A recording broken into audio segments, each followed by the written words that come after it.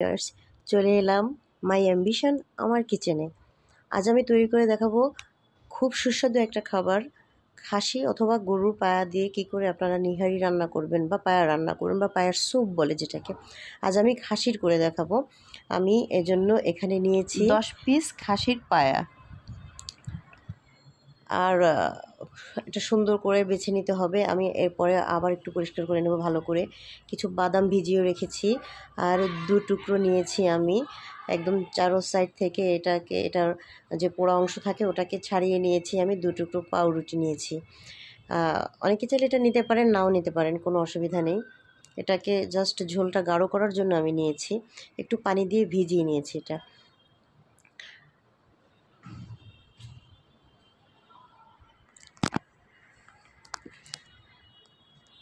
আমি জানি যে অনেকেই এই খাবারটা বেশ পছন্দ করেন, রুটি অথবা পরোটা দিয়ে খেতে ভীষণ পছন্দ করেন।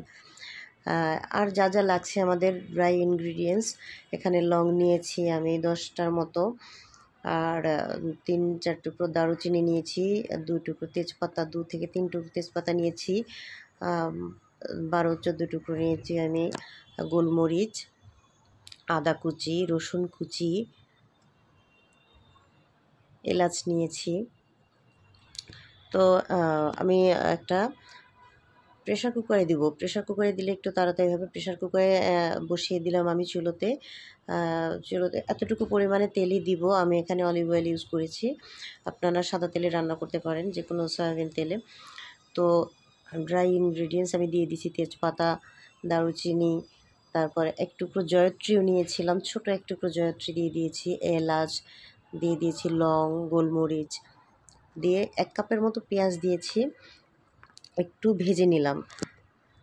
ড্রাই মশলা থেকে যখন একটু সুগন্ধ ছড়াবে, একটু অ্যারোমা ছড়ানোর পরে আমি পেঁয়াজ দিয়ে নিয়েছি। পেঁয়াজটা একটু ভেজে এখন আমি এর সঙ্গে দিয়ে দিচ্ছি 1 চামচ রসুন বাটা। একটু নেড়ে চেড়ে আমি এর সঙ্গে আরও দিয়ে দিব আদা বাটা।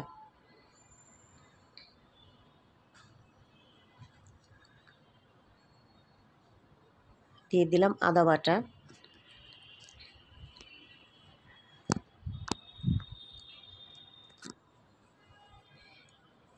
একটু কষিয়ে নিচ্ছি।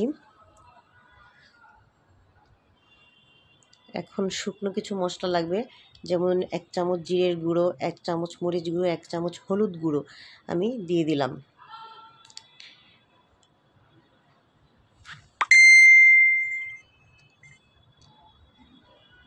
সামান্য একটু পানি দিয়ে দিলাম ভালো করে একটু কষিয়ে নেওয়ার জন্য। না হলে হয় কি, এই মরিচের গুঁড়ো দেওয়ার কারণে শুকনো যে গুঁড়ো মশলাগুলো থাকে এগুলো কিন্তু পুড়ে যাওয়ার একটা পসিবিলিটি থাকে, তাহলে ফ্লেভারটাই নষ্ট হয়ে যায়। এজন্য একটু দিয়ে দিলাম এখানে 1/2 চামচ ধনিয়া গুঁড়ো।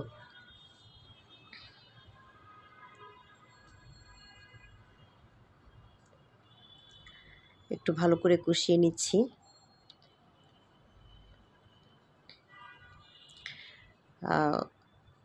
ঠিক এভাবে আমি পায়াটাকে 2 টুকরো করে নিয়েছি এর জয়েন্ট বরাবর।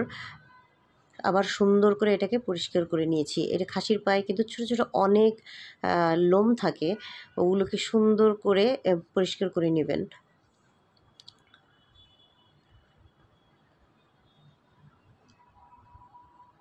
গরুর পায়া দিয়ে করলে এটা মানে আমার মনে হয় যে এটা আমার কাছে ভালো লাগে, আরও ভালো লাগে। তার কারণ হচ্ছে যে একটু গরুর পায়াগুলোতে জুসি এই পরিমাণটা একটু বেশি থাকে, মানে মাংসের যে পরিমাণটা একটু বেশি থাকে, তো জাস্ট একটু এই জন্য একটু বেশি ভালো লাগে। তো একটু মানে আবার একটু কষিয়ে নিচ্ছি।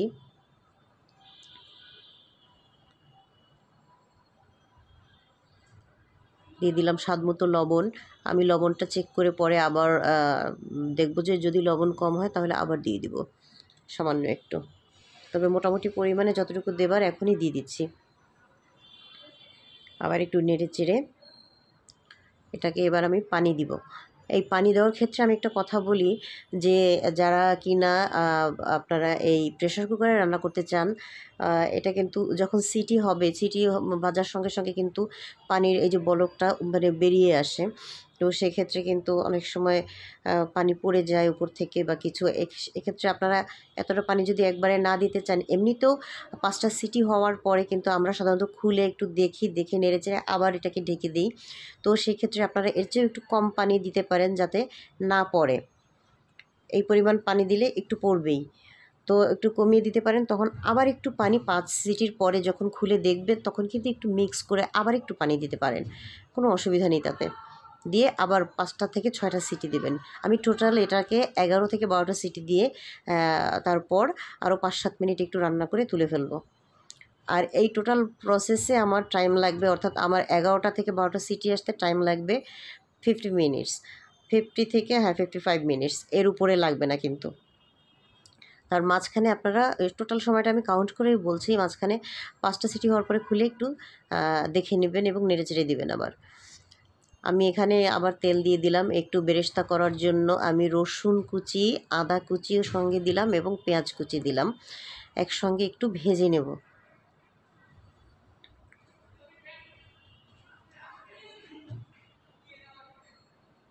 প্রেশার কুকারের সিটিটা যতটা মানে দেওয়া প্রয়োজন, এটাকে পরিপূর্ণভাবে আপনাদের যদি দেখাতে যাই তাহলে ঘন্টাখানেক তো লেগে যাবে। তাই এটাকে সংক্ষেপ করে আমি দেখালাম যে আমি কটা সিটি দিয়েছি এটা বলে দিলাম আপনাদেরকে। 11টা দিলেই যথেষ্ট, 11টা থেকে 12টা সর্বোচ্চ। পেঁয়াজ আমি এই পর্যায়ে পেঁয়াজ বেরেস্তাটা রেখে দিলাম। এখন আমি ঢাকনা খুলে আমি আপনাদেরকে দেখাচ্ছি যে কী অবস্থায়, যে এই অবস্থায় চলে এসছে। এখন কেউ যদি পাউরুটি আর আপনারা মানে বাদামটা দিতে না চান, না দিতেই পারেন। আমি কিন্তু পাউরুটি এবং বাদাম একসাথে ব্লেন্ড করে রেখেছি, একটা দুধ তৈরি করে রেখেছি, ওটা দিয়ে দিব। মিশ্রণটা দিলে একটু ঘন হয়, হ্যাঁ খেতে ভালো লাগে, ঘন হয়। কিন্তু অনেকেই এইরকম পছন্দ করেন। এই যে আমি এটা দিয়ে দিচ্ছি এখন, বাদাম সহ পাউরুটির যে দুধটা তৈরি করেছিলাম আমি এটা দিয়ে দিচ্ছি। এটার কারণে একটু কালারটা হালকা হবে, কিন্তু খেতে ভালো লাগবে। অনেকে এতটা ঘন পছন্দ করেন না, অনেকে পাতলাই পছন্দ করেন, আর একটু মাখো মাখো পাতলা। তো যে চাইবেন ওরকম করতে পারেন, এক একজনের টেস্ট এক এক রকম, সেই হিসেবে আপনারা নিজেরাই বুঝে নেবেন। আমি এরকমও খাই, ওরকমও খাই, দুরকমই খাই। দুটো টেস্ট করতে পারেন, একদিন এরকম করলেন আর একদিন ওরকম করলেন, নো প্রবলেম। টেস্ট করে দেখতে পারেন যে কোনটা বেশি ভালো লাগে আপনাদের কাছে। যেটা প্রিফার করেন আপনারা ওটাই করে নিতে পারেন। সো এই পর্যায়ে চলে এসছে। এখন আমি এখানে একটু গরম মশলার গুঁড়ো দিয়ে দিচ্ছি, ছোটো 1 চামচ।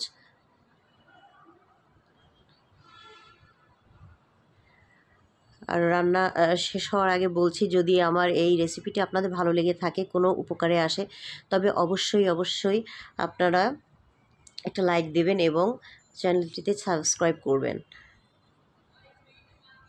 যদি সামান্যতম আপনাদের কোনো উপকারে এসে থাকে। আমি টেস্ট করে আবারও একটু লবণ দিয়ে দিলাম, দেখলেন একটু কম লেগেছে আমার কাছে, তাই আমি আরেকটু দিয়ে দিলাম। এবং এই পর্যায়ে এখন আমি দিয়ে দিব কাঁচামরিচ কুচি। আমি 3টা কাঁচামরিচকে এভাবে কেটে রেখেছিলাম, এখন দিয়ে দিলাম কাঁচামরিচ কুচি।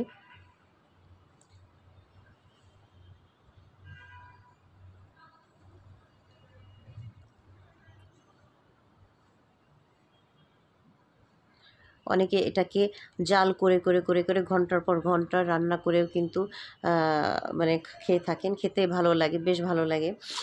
তো আপনাদের যেটা ইচ্ছা আপনারা অবশ্যই সেটা করতে পারেন। আর সংক্ষেপে তাড়াতাড়ি করতে চাইলে যে এবং বাসার লোকদেরকে অপেক্ষা করাবো না বেশিক্ষণ, তাড়াতাড়ি করে ওদেরকে রান্না করে দিতে চাইলে আপনারা এভাবে করতে পারেন। প্রেশার কুকারেই ম্যাক্সিমাম দিয়ে থাকে সবাই, কারণ প্রেশার কুকারে দিলে একদম হাড়টাও নরম হয়ে যায়, তো সবার খেতে বেশ ভালো লাগে। আমি কিন্তু বেরেস্তাটা মিক্স করে দিয়ে দিলাম, আমার কিন্তু অলমোস্ট রান্না কমপ্লিট।